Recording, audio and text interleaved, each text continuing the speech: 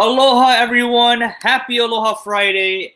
I'm your host, Dylan Chase Lee, and it's 4 o'clock on a Friday evening, so you know what that means. It means that it's time for another episode of Manoa Valley Theater Live, and as is tradition, we always have to bring in the main man himself of Manoa Valley Theater, Kip Woolborn. Kip, where are you? Aloha, everyone. Aloha, Dylan. How you doing? I'm doing good. How are you? I'm doing great. We're just, sheltering in place and social distancing and trying to work that whole thing out, trying to keep everybody healthy so that we can open again. Yes, please. I'm bored at home. So, what's going on at the theater? We're working. Go ahead. You got something? I thought you were asking me an earnest question, but please. No, I'm not earnest. I'm kidding. Anyway, that's really bad. Anyway, we're doing well. We're working hard, getting things ready for the fall. And, there's going to be a lot of changes. We're going to have to be really conscious of how we disinfect the theater on a regular basis, like before every show. Mm-hmm. And, hand sanitizer and distancing, and who knows exactly what that's going to look like. But we're working on it and planning for all the contingencies. But before that, we have something that's coming up that we were going to do in the season on one of our Dark Nights, Dark Night series, and it was a 2-woman show. These 2 authors approached us last year and said, "Hey, we've got the show. Take a look at it." And you know what? It's great. It's funny. It's the music's good, but it's got heart and it's got a real message. So it makes you think. But it's a nice evening. So, but of course, it was canceled. So they approached us again and said, "Hey, why don't you guys stream the recording of this we have from our performance of the Doris Duke? It was a previous version, but it's the same thing, basically. Why don't you stream it, and maybe you can make a little money for the theater?" So hats off to them, man. That was fantastic. We're just, it's so generous. So yeah, so it's currently available for stream. You go to our website, click on Money Talks, but what the hell is it saying? And it'll take you to tickets, and you can make a $10 donation, minimum $10. But if you want to do 1,000, that's all right too. And then you get a link, and then you go and you can watch this. So the theater comes into your house at your leisure, whenever you want to do it. I encourage you to do that. There are also some other materials, and we're going to set up a Q&A, kind of a webinar with the authors about a month from now. So check it out. Money Talks, but what the excuse me. Hell, yeah, wow. All right. So that brings me to one other thing. The new season. There was a lot of changes we had to make as things changed and were fluid. And we were in final rehearsals for Desperate Measures. We never got to open. I know, bad, right? So the show is built, the costumes are built, it's rehearsed. We have a fantastic cast, crazy good cast. Yeah, we had them on our first episode, actually. That's right. So we have moved it to opening the season. So we'll open the season on September 3rd, and we're really excited about that. And it'll be followed by Cambodian Rock Band, which is a dramatic comedy play with music. And it was just nominated for the Drama Desk Best Play Award. Ooh, nice. Our Christmas offering, or our offering in the holidays, is a Christmas Carol, a live radio play, which will tape over 4 performances. And then HPR will broadcast it. And we're really looking forward to that. Then the Andrews Brothers, which is 1940s World War II music. It's fantastic. It's just a great evening. It's just fun. And then a sensation that opened this past year in London, Be More Chill. And we're really excited about that. And any of you guys have been watching, you heard Jason Tam talk about it, and because he was in the Broadway show. And then Tiny Beautiful Things, which is a great play by Cheryl Strayed. And then after that comes the Lisa Matsumoto, one of the Pigeon fairy tales, Once Upon One Time. It's the first of the 3. That will be done at Kaimoki High School, and we will simultaneously have the Rosemary Clooney story or musical at MVT. So you'll have Kaimoki and MVT producing at the same time.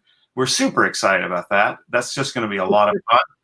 And there's something for everybody in this season. In fact, I think it's all for everybody, but you may not agree with that. But we're just so excited about having you back in our house on September 3rd.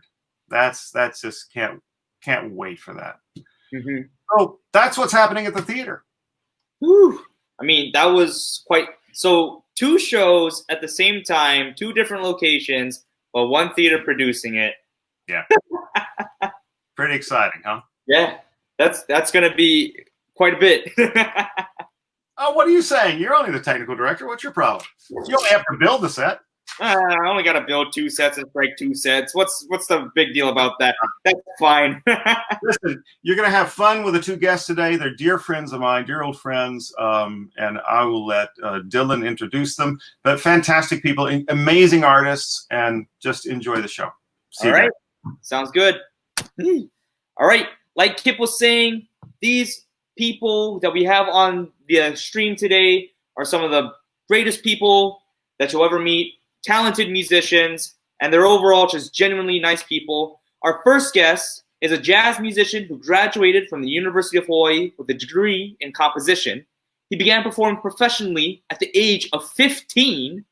Since then, he has performed with artists like Rita Moreno, Natalie Cole, Gladys Knight, Sergio Mendes, as well as working with local artists like Shari Lin, who we had on the show a couple weeks ago, Henry Kapono, Anita Hall, Azur McCall, and Fiji, just to name a few. Please help me welcome to our stream, Rocky Holmes. Rocky, how are you doing? Yes, sir. Wow, I sound taller. Well, of course, you're going to be like a Rocky Balboa, right? That's right. That's right. Thanks for having me on the show. I really appreciate it. No, thank you for giving us the time, and I'm glad you could be part of the stream. Oh, I'm honored to be here. I mean, besides it's Manoa Valley Theater, and man, support Manoa. By the way, everybody, support Manoa Valley Theater. It's what a great thing it is for our community to have that quality of theater, both musical and dramatic theater. I mean, we are so fortunate. And Kip, what a great director. It just what can I say? Yeah. And he's got a beard. I mean, hey, how bad can it be? He's got a beard? He's got a beard. Yeah, that's right. I think the beard is the new aesthetic. If you have a beard, you're classified as a good person. Yeah. Is that what it is? All right. That's good. Yeah. All right. So Rocky, I am super jealous because one of the things that I've always wanted to learn how to do is play an instrument, but I cannot for the life of me. I can't figure out how to read notes, but yet you play multiple instruments. Can you just go over some, or if not all, of the instruments that you're able to play? Yeah, basically the clarinet family, B-flat clarinet, of what I own anyway. I have a B-flat clarinet and a couple of bass clarinets. The flute family, regular C concert flute. I have a couple piccolos. I have an alto flute. And the saxophone, soprano, alto, tenor saxophone. I do some other like ethnic flutes. People have given me some cool ethnic flutes. I play shakuhachi just because I needed an elective at UH. So it seemed like, oh, shakuhachi, sure, I could do that. It was like, oh man, this is a difficult instrument. It's like it's on paper it looked fine, but no, it turned out to be a very difficult instrument. And I'm a bad piano player. Oh, I just my piano skills are just so lame. So you're more adept to the woodwind variety? Woodwinds, yeah. I'm just a woodwind guy. I don't play oboe anymore. I played oboe for a while, and it just was more than I wanted to tackle. I'd imagine an extra thing. Yeah. So, as you were talking about I don't know how to pronounce it. Was it the shakuhal? Shakuhachi, yeah. Shakuhachi. The Japanese bamboo, yeah. Japanese bamboo flute, yeah. Oh, okay. Yeah. Is it a mouth or nose flute?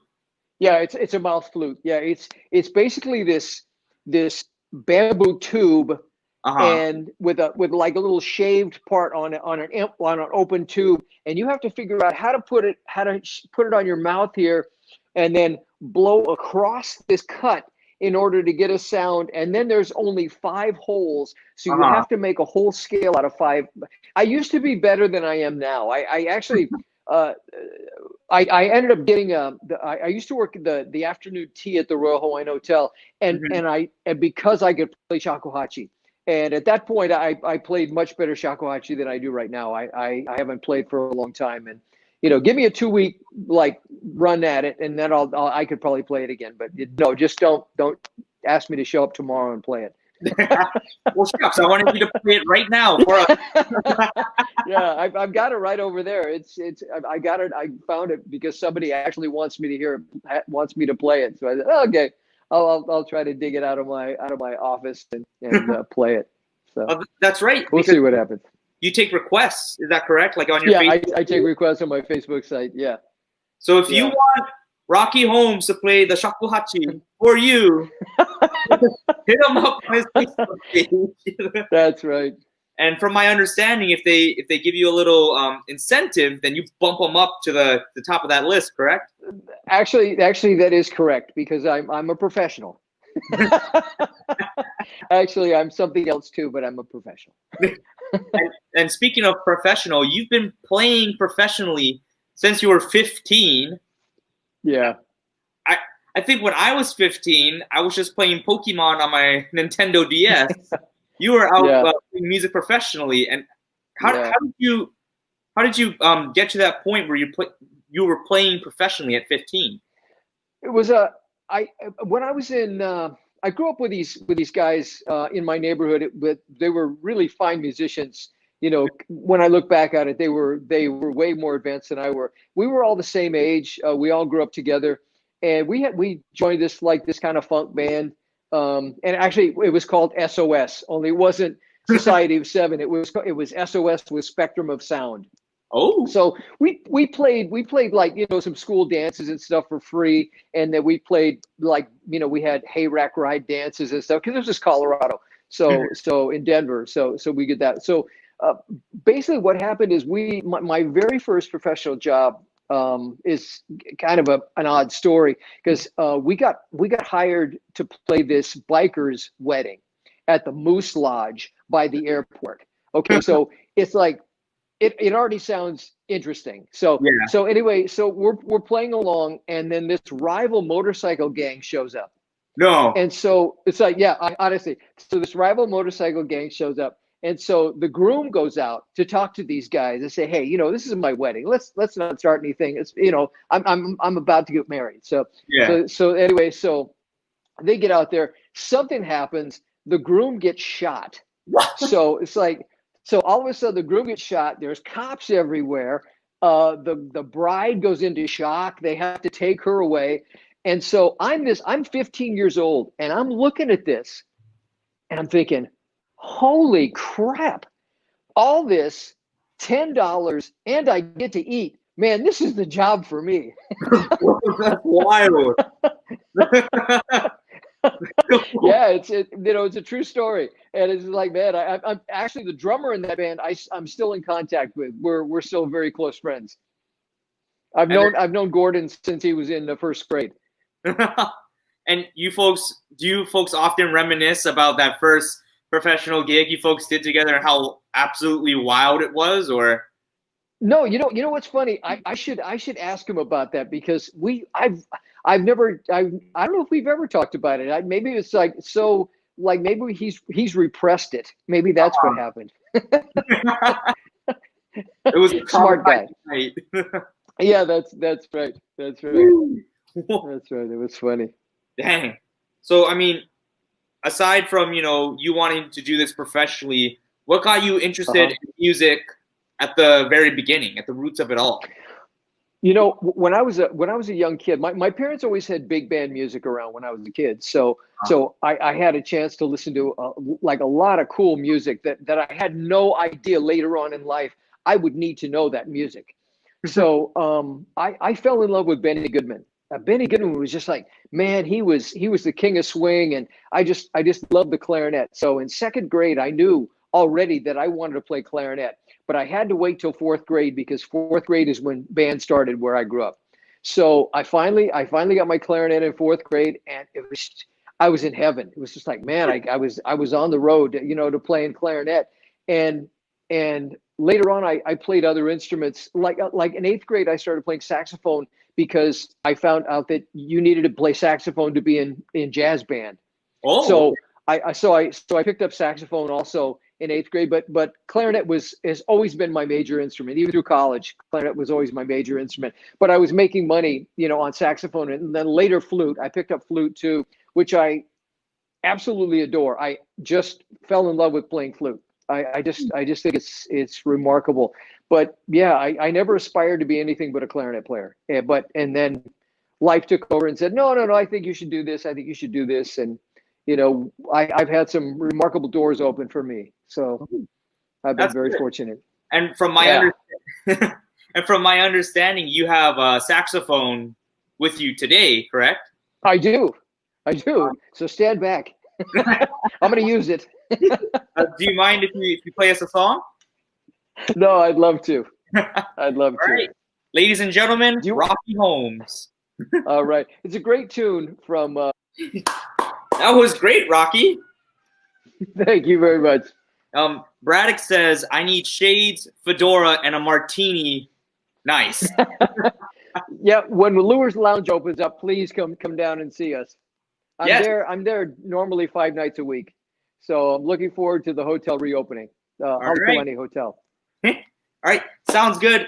Thank you, Rocky, for being on the show, playing us a little jazz from Guys and Dolls. Sure.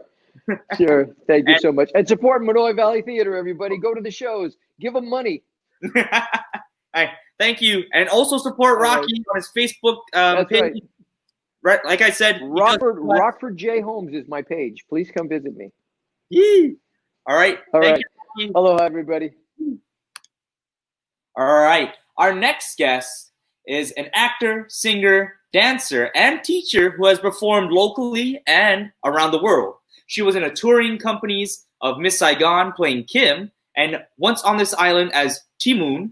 The last time we saw this person on stage was as Kei Kimura in Allegiance at Manoa Valley Theater that was done at Hawaii Theater. Please help me welcome to the stage Kristian Lei. Kristian, how are you? Aloha, everyone. Aloha. I'm great. How are you? I'm doing. Yes, I can hear you. Okay, cool. All right. So Kristian, you're a household name here in Hawaii. You have years of performing experience on stage here and all over the country, for that matter. What is your secret to continuing to get jobs within the entertainment realm?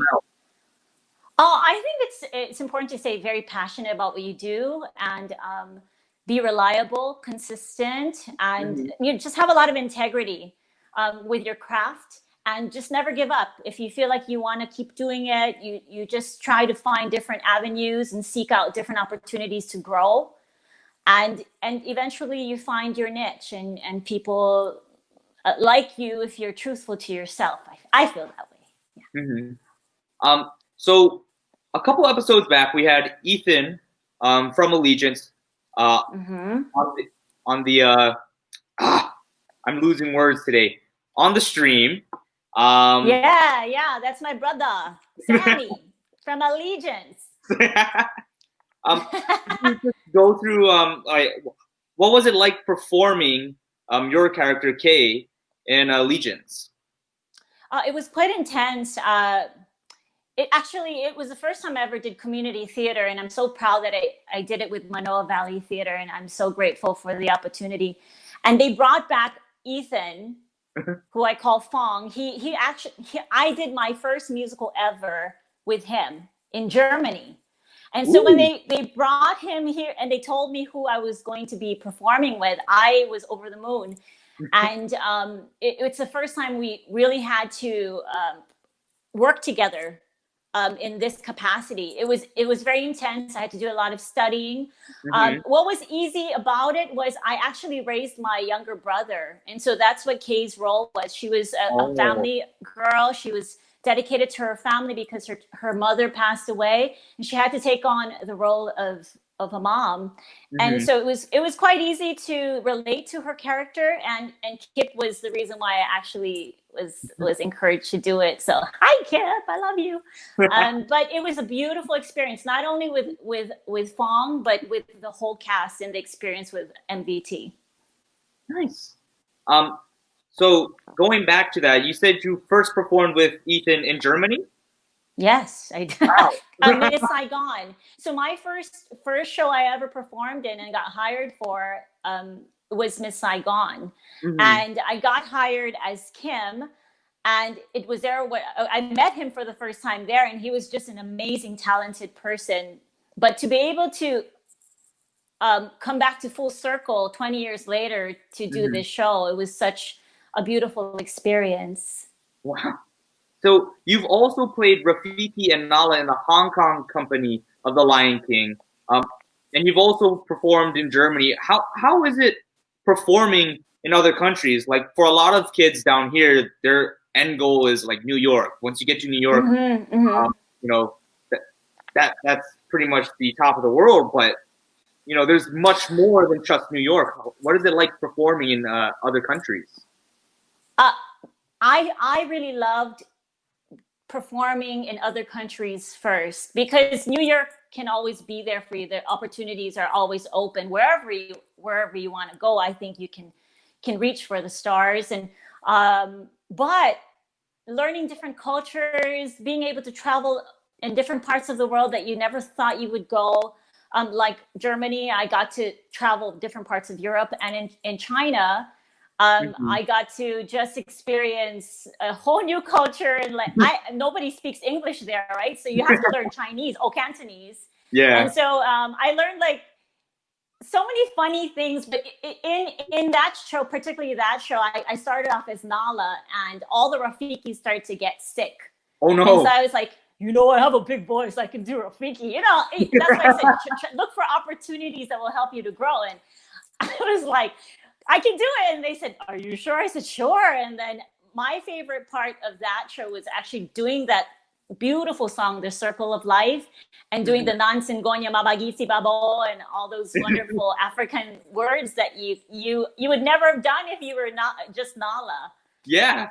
Yeah, I mean, so I was a Filipino playing an African character in China. That's very, very eclectic. I know. I find it funny when I think about it. So speaking of songs, I understand that you also have a song for us today, and I do. Will you be singing, or will you be performing or playing an instrument, I should say? No, I'm gonna play the track. The track. My finger. All good. Hey, I just wanted to sing the song dedicated to my hubby who's far from me. He's in the military. And so everyone who's separated from their loved ones because of this, keep your spirits high, stay positive. And I'd like to dedicate this to love. Okay. Lovers love people who love each other from a distance.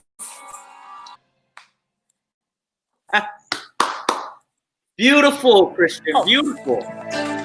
Thank you so much, Dylan. This is fun.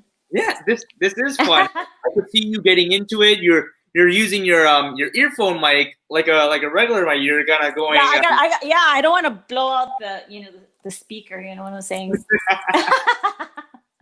That's called mic technique, by the way. You have to kind of pull away if you. Well, Kip would say different because he's one of my vocal coaches. He would say, maybe I think he said to kind of like regulate yourself, learn how to control your breath pressure. Right? Where is he? Wait, no, I don't. Yeah, go ahead. We can bring Kip backstage. Not backstage, back on stage, as well as Rocky, in order to close down the show. What do you say? Yeah, please. It's the party. Right. I want to spend time with you guys. Yeah. All right, let's welcome back Kip Wilbur and Rocky. Kip, so what do you think of Kristian? Oh, fantastic, guys. Bravo. Fantastic. And by the way, Kristian. Great job, Rocky. Guilty as charged. Too, Kristian. Huh? Guilty as charged. Okay, so is it okay do you have to say? Oh, yeah. So, yeah, right? That's what you've done. Yeah. Such a great coach. All right. Thank you guys so much, man. This is just a fantastic show today. It's two amazingly talented people and supporting Manoa Valley Theater. And so we want to be back. You remember we have the music and comedy series too. So we have concerts at the theater too. And I hope these folks will be performing in some.